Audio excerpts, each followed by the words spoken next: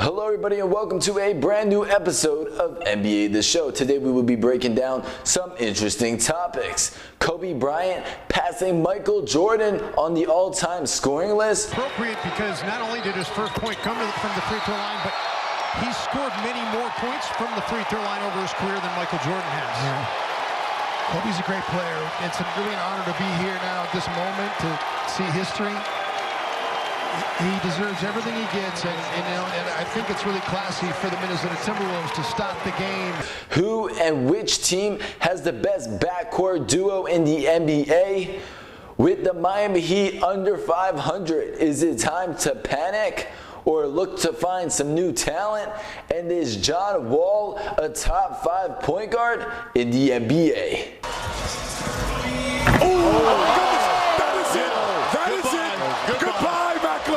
Goodbye, Shaq.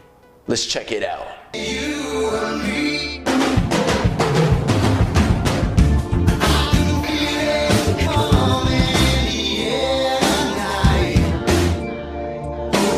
Kobe Bryant has been around for as long as we can all remember. Actually, 19 seasons to be exact. Coming straight out of high school, Kobe Bryant is only 36 years old, and if he plays until he's 40, like Jordan did, he will be in the league for 23 years. Kobe Bryant has now passed Michael Jordan on the all-time scoring list, and now in third place with some impressive company like Karl, Malone, and Kareem Abdul-Jabbar. Being less than 6,000 points away from being first place, if Kobe Bryant plans to play another 4 years in the NBA, he will be in first as he averages roughly 2,000 points per season, and that would take roughly 3 years. Kareem had played 20 years in the league, coming out of the gate scoring 30 points per game in 4 out of his first 6 seasons in the NBA. Kareem is a beast on the boards and is overall a better player than Kobe Bryant. However, when it comes to scoring, if Kobe Bryant does not run into another injury-plagued season, he will be in first when it's all said and done. Now let's check out some amazing highlights of Kobe Bryant over his 19 years as an NBA baller. Kobe Bryant with the slammer. Oh my goodness, what a shot. And the 3 over Dwayne Wade in double overtime. And gets it to go. .1 buzzer beater. Kobe Bryant with the pass to Shaq. And the shake and bake on Scottie Pippen. Oh my. And the dunk on rookie Dwight Howard. Here we go. Oh my, look at that. Look at that behind the back. Crossover, spin move, pass to Turioff for the slam. Kobe down the lane with a vengeance and throws it down. The up and under. And here we see the behind the back reverse slammer. Down the lane. Oh my. And here we see the shot to tie the game. And the shot to win the game over Hill and Boris Diaw. What a shot by Kobe Bryant. And here we see some shots from his 81-point game, only second to Wilt Chamberlain's 100. There are a lot of talented backcourt duos in the NBA. Now that the point guards are running the game nowadays, the question is, who is the best? That being said, it's a hard choice between John Wall and Bradley Beal, Stephen Curry and Klay Thompson, Kyle Lowry and DeMar DeRozan, or Derrick Rose and Jimmy Butler. If we look into the numbers, we will see which set of players average the most in 5 categories: points, rebounds, assists, field goal percentage, and 3-point percentage. After analyzing all the numbers, Stephen Curry and Klay Thompson led in 3 out of the 5 categories and take the win as the best backcourt duo so far this year.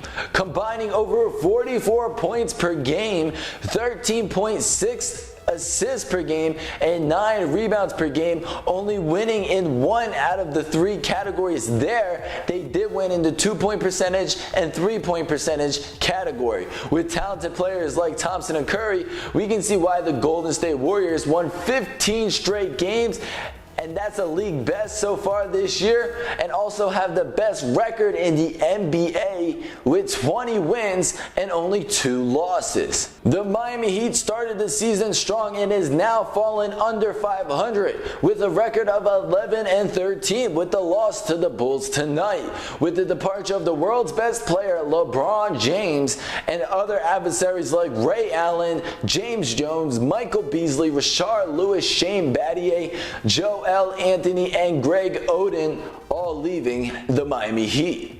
The Heat this summer regrouped, adding new additions such as Luol Deng, Shabazz Napier, Danny Granger, Sean Williams, and Josh McRoberts. However, the Miami Heat, who preach defense, is one of the worst teams in that category. The Miami Heat this year are 23rd in points per game, 30th in rebounds per game, 20th in assists per game, and 11th in opponents' points per game.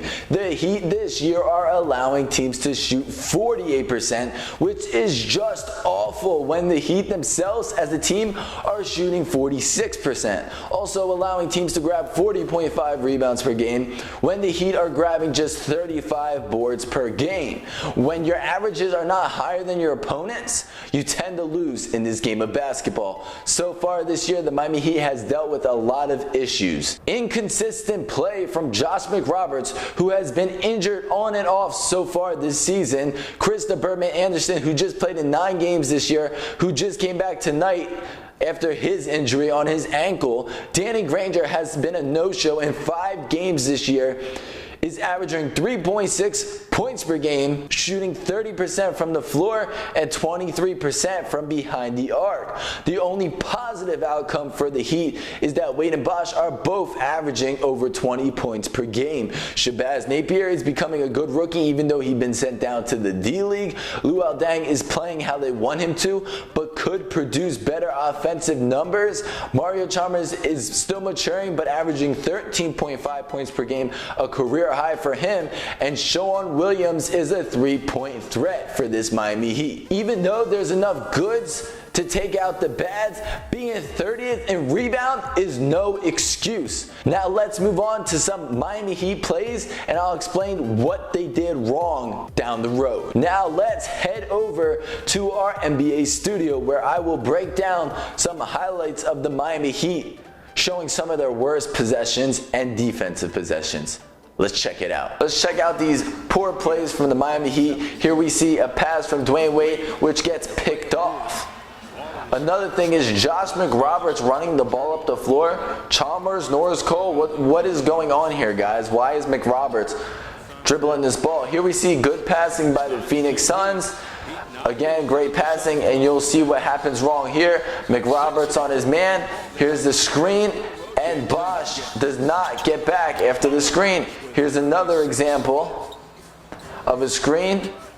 Down low with the shot, miss, back out with the shot again. Nobody getting back on defense, and left for the open 3-point shot. Here we see a pick and roll, and there's a wide open 3 as the Heat with the poor defense. Is John Wall a top 5 point guard in the NBA, being surrounded by some amazing point guards such as Tony Parker, Russell Westbrook, Chris Paul, Stephen Curry, Derrick Rose, Kyle Lowry, Rajon Rondo, Ty Lawson, Damian Lillard, and Deron Williams?